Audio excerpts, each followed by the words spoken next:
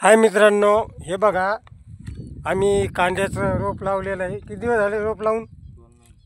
2 महिने झालेत। तुम्ही बघू शकता काहीतरी झालं आहे, त्याला काही प्रॉब्लेम ते काही कळत नाही। कोणती फवारणी करावी याच्यावर सांगा तरी आम्हाला।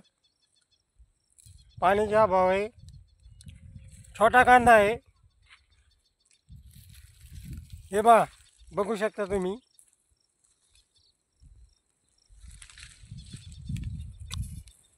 काय शेतकरी एवढी मेहनत करतो ना, रात्रंदिवस निराशात पदरी असते। अवघड आहे परिस्थिती शेतकऱ्याची।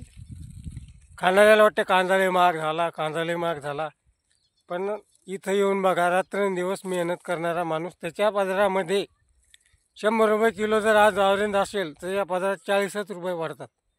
60 रुपये जातात कुठं? लावा तुम्ही अंदाज। त्याच्यात खर्च आहे, सगळ्या गोष्टी आहे। 40 रुपयामध्ये पण खर्च आहे, आणि बाहेर आपण 100 रुपयानं खातो का? हे मनातले कारणीभूत असतात त्या गोष्टीला, बाकी काही नाही। योग्य भाव मिळालाच पाहिजे शेतकरी भावाला। ठीक आहे, डायरेक्ट जर विकला हा कांदा तर 50 रुपये जाईल, 10 रुपयाचा फायदा होईल, बाकी काही नाही। आज कांद्याला भाव नाही आहे, खाली आले बहुतेक भाव कांद्याचे। वाढल्यावर बघू। जय महाराष्ट्र सगळ्यांना।